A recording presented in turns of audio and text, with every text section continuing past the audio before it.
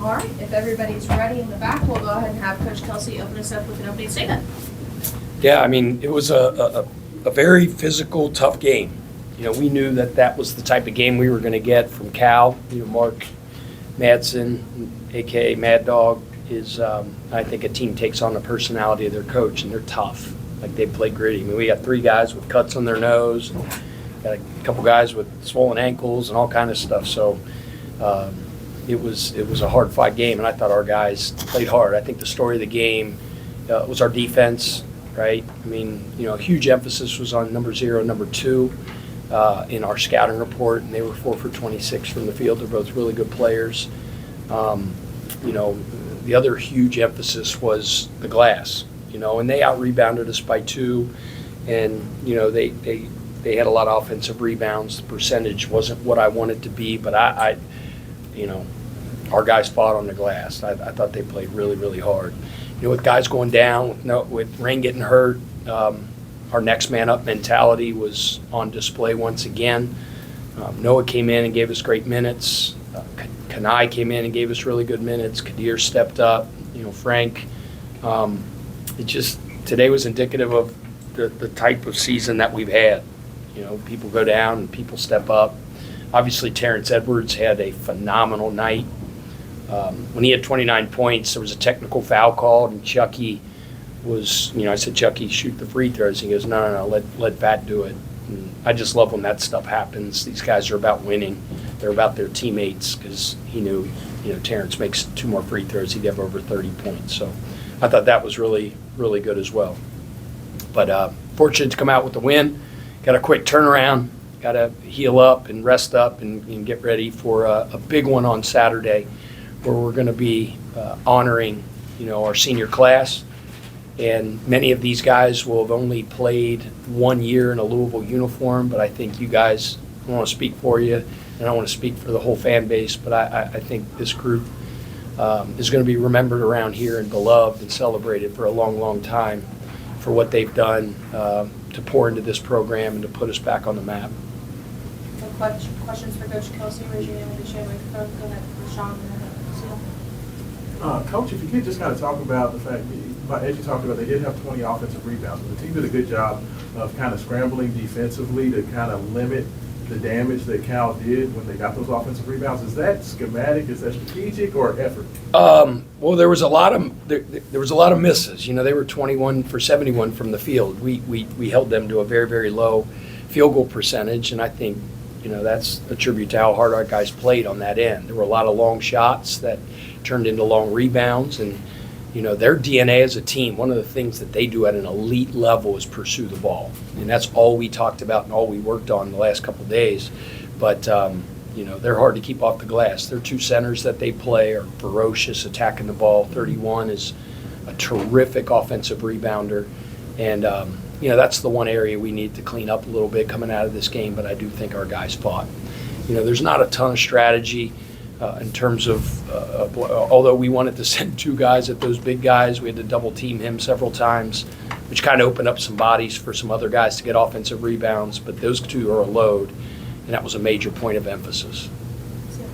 What do you attribute your ability to kind of fill in when somebody goes down, and, you know, whether it's rebounding, whether it's 3-point shooting, whether it's kind of like whatever is needed at the time, somebody kind of steps up? Yeah, I feel the same way you do.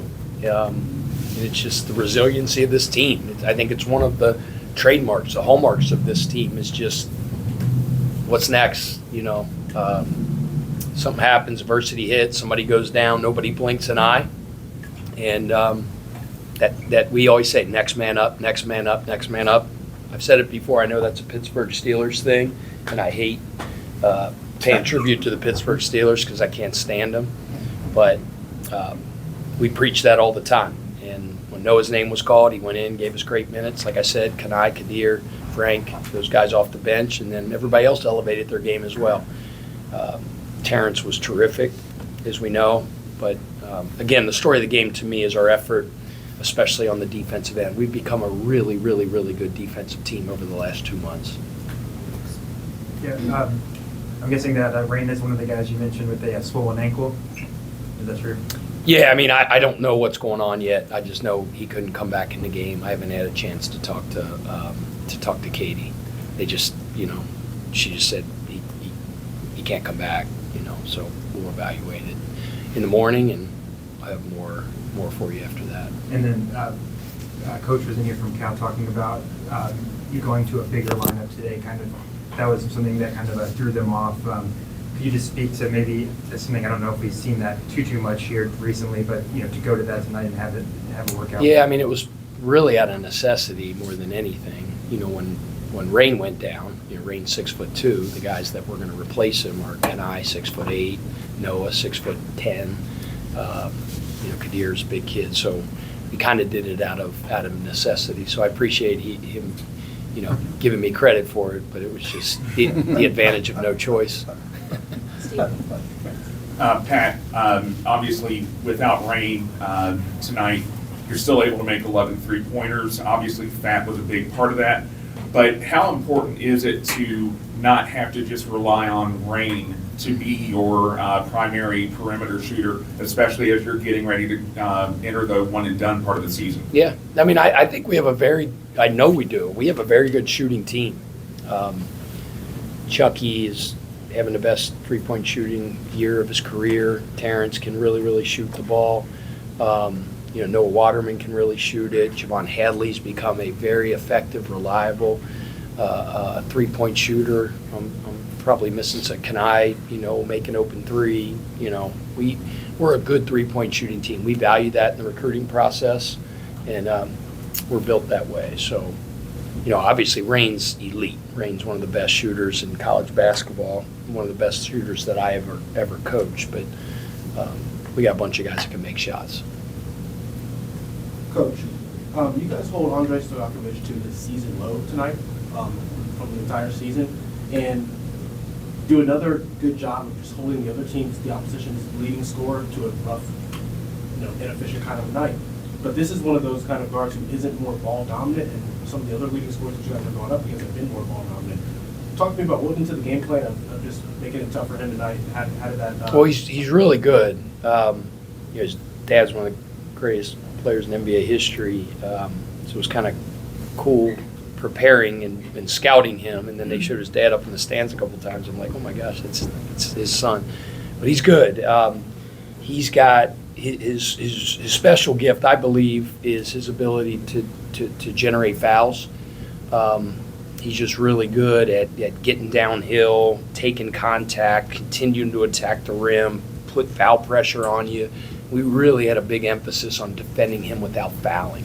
Right at the point of attack, one-on-one, we wanted to try to be physical and chest him up early, and we wanted to try to have the floor be crowded around him as well. He can make threes, but getting downhill and attacking. And I just thought our guys did a good job of being attentive to scouting report and carrying out their assignment. A bunch of guys guarded him. It wasn't just one guy, but we did a good job. He's hard to prepare for. The other big emphasis was number 0, who also is a very, very good free throw generator. And I thought we did a pretty good job of defending them without fouling. I just talk about defense and the improvement. In the first half, the last 8 minutes, you held without a field goal, and it was more of you were forcing them to miss bad shot, take bad shots, and that. The second half, you had a run where I think you had 3 or 4 steals. So it's a little different of everything. What do you feel like is the biggest improvement in the last 2 months defensively? Just the care factor. I mean, that's the best way to describe it, the 1-2. I told them, the movement started 2 months ago, probably right before we played North Carolina.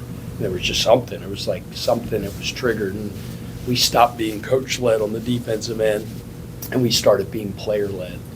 And it just matters to them so much. I mean, we tried to convince them, or kind of painted a picture of, hey, if we want to accomplish the goals that we've set out for ourselves, we have to raise the level of our defense. And it then got in the minds and hearts of our players. I've talked to you guys several times about Terrence's, his improvement on the defensive end, his buy-in.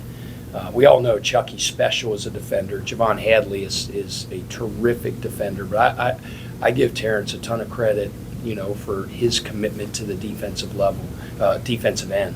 He had 30-something points tonight, but, he poured his heart and soul into the defensive end as well. And it's not just him, it's all our guys. But that's the best way to answer the question. It's just the care factor. Our defense is player-led, and that's why we're really good. Coach, if you could just talk about Noah had a strong game on Saturday against Pitt, comes back tonight, has a very strong game defensively, moving his feet, had the step-in three-point shot, posted up, had a nice and one on the block. Just kind of talk about how he's playing right now. Yeah, and he, I just keep saying, he turned his ankle, and tough. Breaks his thumb, as I've told you guys many times, has 4 pins put in, keeps playing. We had to make him sit out. He's just a tough kid. And we need him, especially with rain going down tonight. We need it. You mentioned perimeter shooting.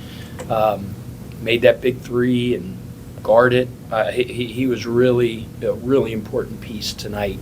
And we're going to need him to continue to do that moving forward.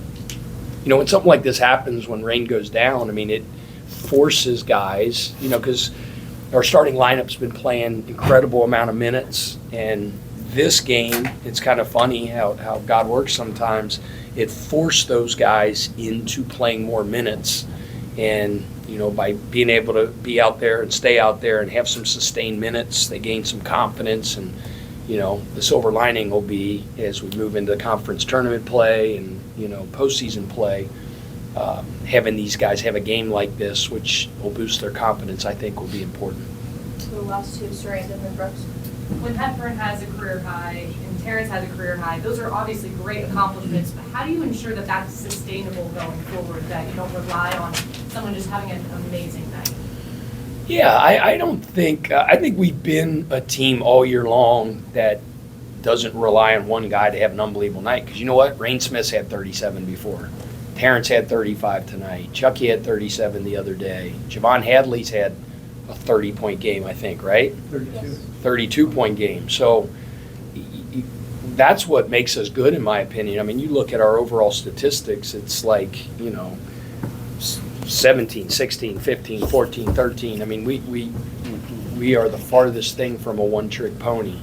And I think that's one of the big identities of this team is our depth and our ability to hurt you at a lot of different positions and a bunch of different people to have big nights on different nights.